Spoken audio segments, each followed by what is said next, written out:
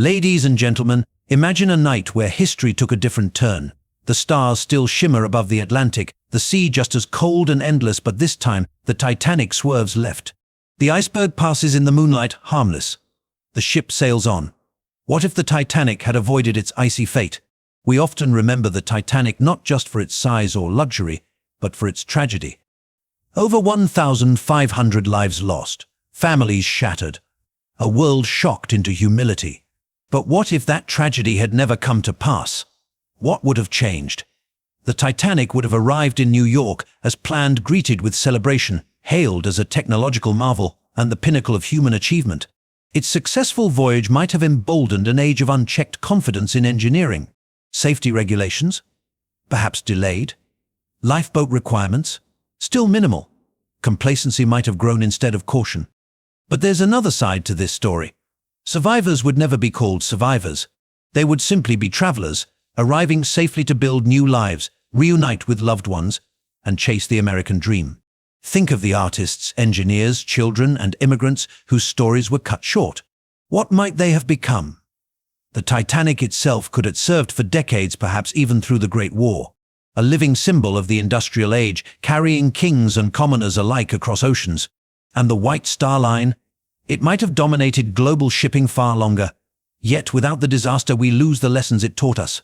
Maritime laws evolved not from pride but from pain. It took disaster to reimagine safety. It took tragedy to create change. The iceberg wasn't just ice, it was a mirror, reflecting our overconfidence, our limits, our humanity. So perhaps the question isn't only what if it avoided the iceberg, but would we be better for it? Would a world without the Titanic's tragedy be safer, or simply more naive? History is shaped not just by triumph, but by the wake of failure. The Titanic reminds us of the cost of hubris, the fragility of progress, and the importance of preparation.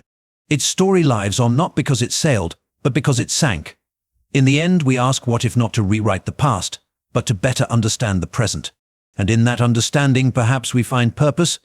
Imagine a cold, clear night on the Atlantic Ocean. The sea is calm, the sky a vast dome of stars stretching endlessly above. A gentle hum of engines pulses through the great ship, the RMS Titanic, still hailed as the largest and most luxurious ocean liner ever constructed. On board, nearly 2,200 souls go about their evening. Some are enjoying opulent dinners in the first-class dining saloon, others are sharing stories in third-class quarters. There is laughter, music, the clinking of glasses, and a sense of certainty that this voyage, like the ship itself, is invincible. Now imagine that history takes a different turn. The lookout in the crow's nest sees the iceberg in time, not just seconds before impact, but early enough for a decisive change of course. The ship veers left. Engines reverse. The behemoth groans under the strain of the maneuver, but the response is swift, controlled. Water churns violently as the Titanic skirts past the iceberg, missing it by a narrow but safe margin. For a brief moment, the passengers feel a strange jolt, but the ship steadies. The officers on the bridge exchange tense glances, realizing how close they came to disaster. Then a breath of relief, disaster averted. And just like that, the course of the 20th century shifts. The Titanic sails on through the frigid night, unaware that in another timeline, it is already beginning to sink. In this version, however, the ship arrives in New York to thunderous applause. Crowds gather at the docks, waving handkerchiefs and flags. Headlines praise the engineering triumph. The Titanic is celebrated as a masterpiece of British design, a floating palace that conquered the Atlantic on its maiden voyage. Those on board disembark with stories of elegance, grandeur, and a smooth journey across the ocean. The ship's designer, Thomas Andrews, is lauded. Captain Edward Smith, nearing retirement, becomes a legend in his own lifetime. The White Star Line cements its reputation as the pinnacle of luxury travel. Investors rejoice. The world takes notice. In this alternate reality, the Titanic becomes a global icon not of tragedy, but of triumph. It symbolizes what humanity can achieve when wealth, technology, and ambition unite. The ship is booked solid for the next year. Wealthy elites clamor to ride aboard just to say they did. Ordinary people dream of one day affording even a third-class ticket to stand on the same decks and breathe the same salt air. But beneath the jubilation lies an undercurrent of hubris. By avoiding catastrophe, the Titanic would have reinforced the illusion of invulnerability. Maritime safety practices of the time already lax might have remained unchallenged. The belief that modern ships were unsinkable would go unquestioned. Regulations mandating lifeboats for all passengers may have been delayed for years, if not decades. Training drills for emergencies might have remained cursory. The culture of complacency, so prevalent in that era, could have been emboldened. In this reality, the sea would have remained a stage for unchecked confidence, not caution. The passengers who survived in our world would never know what they avoided. The families that were torn apart by the iceberg's cruel blow remain intact. The young children in steerage grow into adults with their own stories and legacies. The musicians live to play again. The engineers return to their families. Jack Phillips, the wireless operator, isn't hailed posthumously. As a hero, he becomes just another crew member, competent and unremarkable. The ship itself, unscathed, becomes a symbol of status and progress. It continues to sail, perhaps even during wartime. It might be refitted, repurposed, and rebranded through the decades. Generations would come to know the Titanic not as a sunken relic at the bottom of the Atlantic, but as a vessel they could see, board, and remember. This version of events removes the shadow that the real Titanic casts over history. It replaces the sorrow with spectacle. Instead of memorials, there are souvenirs. Instead of survivor testimonies, there are travel brochures. The Titanic becomes a footnote to prosperity, not a cautionary tale of fragility and overconfidence. And yet, this shift in destiny carries profound implications. When disaster is averted, its lessons are lost. The moment of crisis, the collision in the dead of night, would be reduced to nothing more than a near miss, a paragraph in a captain's log, and a tale told at dinner parties. Had the Titanic completed its maiden voyage without incident, the global perception of maritime travel might have changed dramatically, and not necessarily for the better. The early 20th century was a time of tremendous industrial confidence. It was the age of steel, of steam, of empire. The Titanic represented more than just a ship. It was the embodiment of human ambition and technological prowess. Its survival, rather than its sinking, would have reinforced the belief that humanity had truly conquered nature, that nothing crafted by human hands could fail when backed by enough wealth, innovation, and determination. In such a world, the already tenuous balance between innovation and caution would have tipped even further toward hubris. The design of the Titanic included a revolutionary hull system with watertight compartments, and it was this design that led many to claim it was unsinkable. If the ship had indeed reached New York unscathed, that myth would have solidified into so-called truth. Engineers and shipbuilders might have taken this perceived invincibility at face value. Future ships may have been constructed with similar overconfidence, prioritizing grandeur, speed, and capacity over safety, emergency preparedness, and structural redundancy. The limited number of lifeboats aboard the Titanic was not an oversight in the technical sense.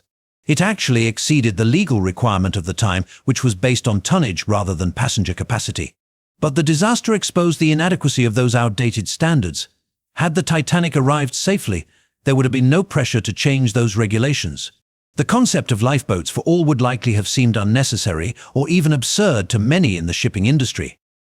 After all, if the largest and most luxurious ship in history could cross the Atlantic safely without them, why would smaller, less prestigious vessels need more? The illusion of safety would have been pervasive. Crew training for emergencies might have remained minimal, with drills conducted half-hearted, if at all. Wireless operators like Jack Phillips and Harold Bride would not have been remembered for their tireless efforts to send distress calls, because there would have been no distress. Their skills, crucial in crisis, would have seemed merely routine. Shipping companies might have felt emboldened to cut corners, reduce costs, and prioritize luxury and speed, knowing that even in difficult conditions, the Titanic had proven what was possible. This false sense of security might have spread beyond maritime travel. Other industries could have drawn the wrong conclusions from the Titanic's success. If the greatest ship in the world could defy danger, then why shouldn't other feats of engineering do the same? Skyscrapers, railroads, automobiles, even early aviation, every domain touched by human invention might have been influenced by this sense of limitless capability, disconnected from the hard lessons of consequence. Moreover, public trust in corporate decision-making would have deepened, perhaps to dangerous levels. The White Star Line, already a major force in transatlantic travel, would have been elevated to near mythical status. Its executives and investors might have viewed the success as validation of every choice they made, including those based on cost-saving and public image rather than safety. Future vessels built under their banner might have doubled down on luxury, further blurring the line between showmanship and seaworthiness. And then there is the matter of cultural memory. Without the tragedy, the Titanic might have been remembered only for its opulence, grand staircases, crystal chandeliers, Turkish baths, and fine cuisine. The stories that moved generations, the heroism, the sacrifice, the haunting final hours would never have been told. There would be no outcry, no public mourning, no worldwide reckoning with the perils of unchecked ambition. Safety reforms in maritime law, such as the International Convention for the Safety of Life at Sea, SOLAS, might have been delayed or not taken seriously. The global response to the Titanic disaster forced governments and private companies alike to re-examine priorities. Without that catalyst, progress would have come more slowly, perhaps at the cost of lives on other ships that weren't as lucky. In this alternate history, the Titanic becomes a monument to success instead of a symbol of humility. And that shift in narrative might have steered the world away from much-needed introspection. Progress without restraint, technology without accountability, growth without foresight, these would have been the themes reinforced by a successful voyage. The iceberg, in being avoided, would have left no scar, but it would have also left no warning. If the Titanic had reached New York safely, the human stories we associate with it would be fundamentally different. Instead of remembering the thousands of lives lost, we would be talking about thousands of lives that went on to be lived ordinary and extraordinary alike. Each person aboard that ship, from the wealthiest industrialist to the humblest third-class immigrant, was a universe of dreams, plans, relationships, and unrealized futures. In a world where the Titanic avoided disaster, those futures would have unfolded. Consider the many immigrants in third class, clutching tickets to new lives in America. For them, this voyage was not a leisure cruise, it was a passage to hope, to possibility. Entire families traveled in search of work, freedom, and a better life. Their arrival in New York would have marked the start of new chapters, children enrolling in American schools, parents finding jobs in factories, families establishing roots in bustling neighborhoods. The names etched into memorials would instead appear in phone books, business directories, and school rosters. Lives that were once abruptly silenced would have contributed to the ongoing story of cities like Chicago, Philadelphia, and Boston. Among the first-class passengers were figures of considerable influence: businessmen, politicians, artists, and thinkers. John Jacob Astor IV, one of the wealthiest men in the world, died aboard the Titanic.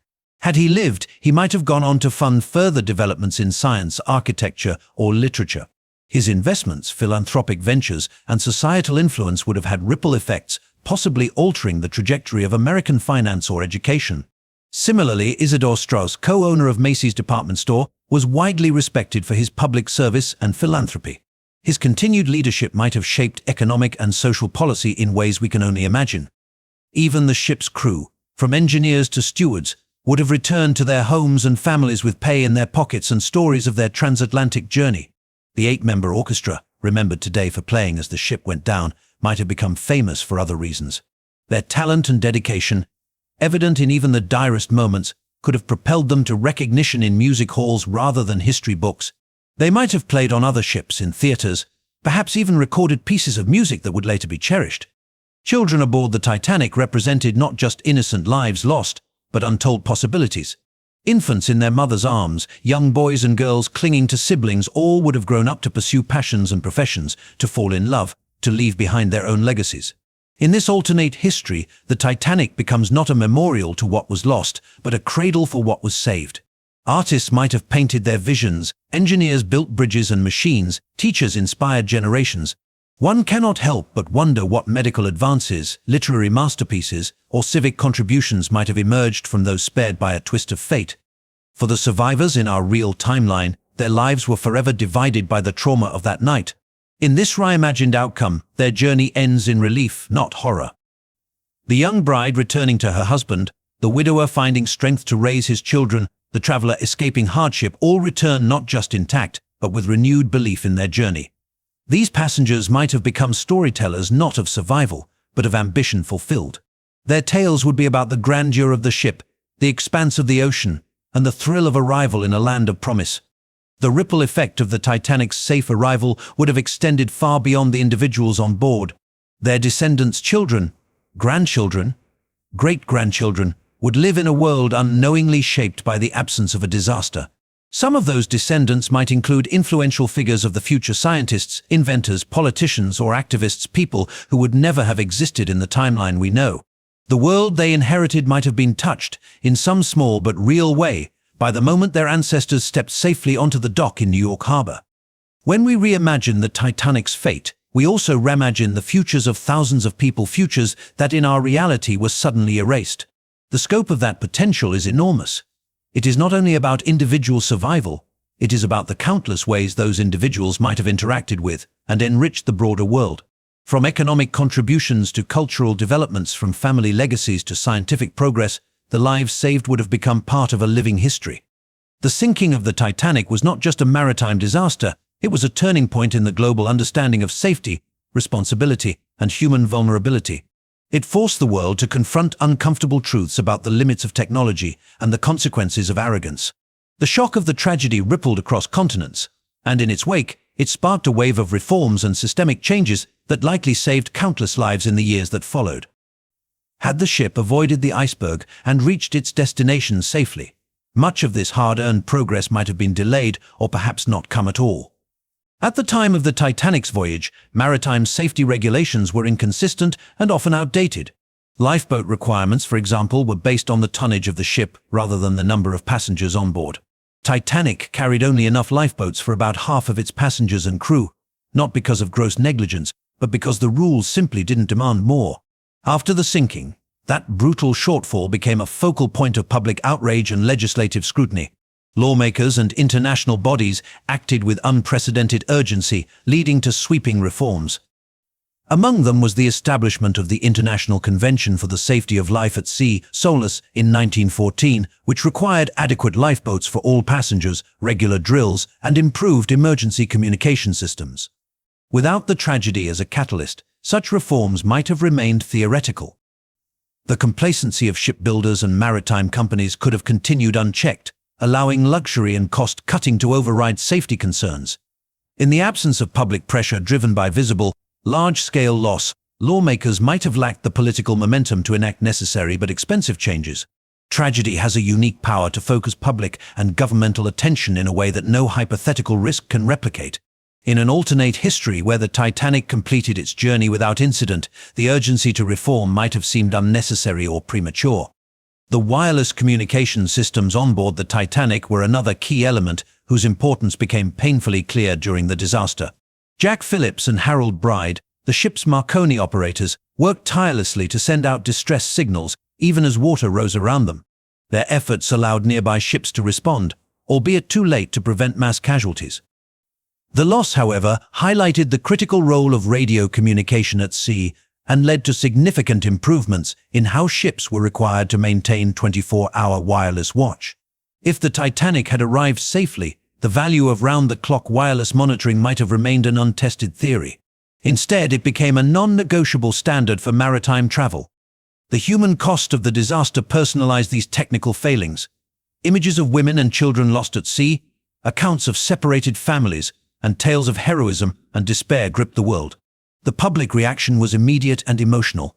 Newspapers ran stories not only about the sinking itself, but about the individuals whose lives had been shattered. This personal dimension gave moral weight to the push for change. Maritime law wasn't just a matter of bureaucratic language, it became about preventing real people from enduring similar horrors in the future. Without such a profound and visible tragedy, the human side of these policy gaps might not have been so deeply felt. Training procedures for crew members also came under the spotlight. On the Titanic, many of the crew were unsure of lifeboat protocols, lacked proper instructions, and were unprepared to manage the panic that ensued. In the aftermath, shipping companies began to take crew readiness more seriously. Regular emergency drills became mandatory. The notion of hope for the best, prepare for the worst took root, not just on ships, but across industries dealing with public safety. This cultural shift toward preparation and accountability was one of the Titanic's most important legacies. Moreover, the tragedy transformed public perception of technology itself. Before the sinking, there was a nearly blind faith in progress. The Titanic, hailed as unsinkable, symbolized mankind's ability to conquer nature. Its loss shattered that illusion. People began to question other technological advances with a more critical eye. Engineers, architects, and inventors faced greater scrutiny, and this ultimately led to better standards across industries. It wasn't about halting progress, but about demanding responsibility from those who advanced it. This sobering awareness may never have materialized so quickly without the Titanic's fall from grace. The legacy of the Titanic disaster lies not only in its sorrow, but in what it forced humanity to confront. It reminded the world that no machine is perfect, that nature is still formidable, and that safety must never be an afterthought. When the cost of complacency is measured in human lives, the call to action becomes impossible to ignore. If the Titanic had completed its maiden voyage without incident, the ship itself would likely have become a celebrated icon of luxury and engineering, influencing not only maritime history, but also the evolution of travel and tourism in the 20th century. A successful journey would have enshrined the Titanic as the gold standard of ocean liners, a symbol of elegance, innovation, and human achievement. The White Star Line would have capitalized on the publicity, and the Titanic would have set a new benchmark for how the wealthy and aspirational classes experienced international travel. Its legacy, rather than being defined by sorrow, would have centered on triumph and prestige. The Titanic's design was already ahead of its time in terms of scale, elegance, and comfort. It featured innovations such as electric elevators, advanced ventilation systems, a heated swimming pool, and lavish first-class accommodations that rivaled the best hotels on land. Its completion of the transatlantic journey would have reinforced the belief that these luxuries could coexist with efficient and reliable travel. Ocean liners would increasingly be marketed not just as transportation but as destinations in themselves, where passengers could experience opulence and social elevation during the journey, not merely at its conclusion. Had the Titanic proven herself a technological and commercial success, other shipping companies would have raced to imitate and outdo the ship's design. The era of luxury liners would have accelerated, with vessels growing even larger, more elaborate, and increasingly geared toward the elite. The Titanic's success would have shifted the competitive focus toward building ships that combined aesthetic brilliance with technical innovation, possibly leading to an earlier emergence of amenities like air conditioning, private balconies, and high-end entertainment on board. The cultural expectation of travel itself might have evolved sooner from being purely functional to being part of an aspirational well-being. Additionally, the Titanic's safe arrival would have solidified the White Star Line's dominance in the shipping industry. The company would likely have expanded its fleet with ships modeled closely after the Titanic's style and performance. These vessels would have formed the backbone of high-end transatlantic travel, serving as floating palaces that linked Europe and America in an age of increasing globalization. The success of such ships might have drawn even more attention from celebrities, political figures, and business magnates, creating an elite class of ocean traveler and reinforcing the cultural prestige associated with luxury liners. The ship's grandeur would have permeated popular culture in a different way. Instead of tragic songs, memorials, and films about human loss, the Titanic might have inspired novels, paintings, and movies that celebrated its splendor and the romance of ocean travel. It would have become the backdrop for stories of high society, fashion, romance, and ambition. Rather than being a symbol of hubris and downfall, the Titanic would be remembered as a crowning achievement of its time, glorified in advertisements, studied in architecture courses, and revered in museums as a marvel of engineering and design.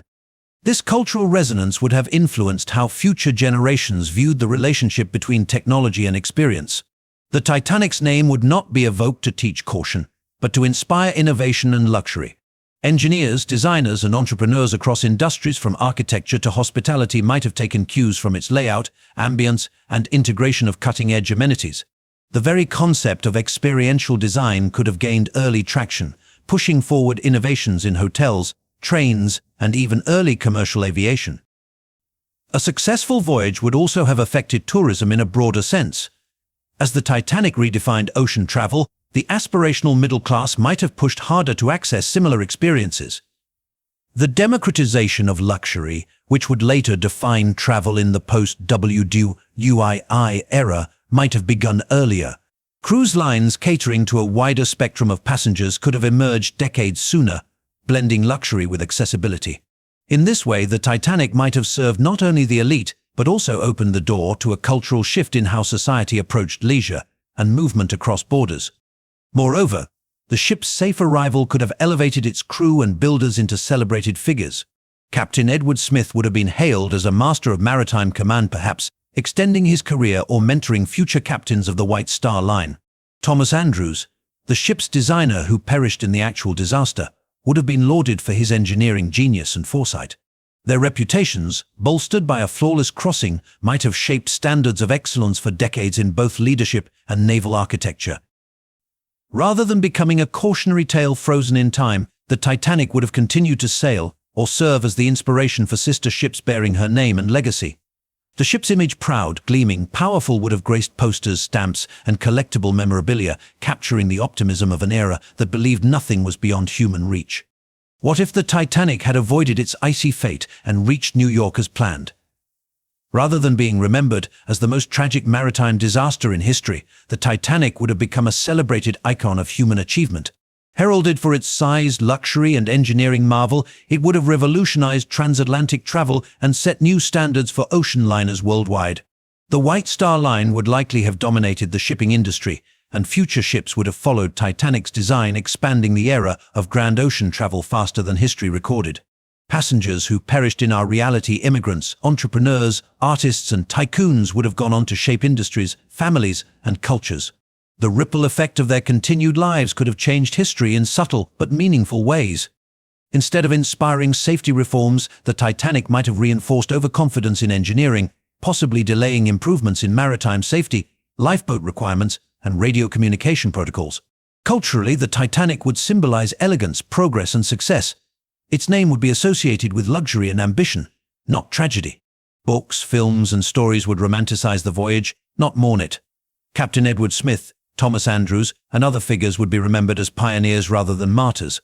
In this alternate timeline, the Titanic's survival alters more than a voyage, it changes the course of innovation, travel, and lives. The world's relationship with technology, safety, and human ambition might have evolved under a different emotional legacy, not through the shadow of loss, but through the glow of triumph.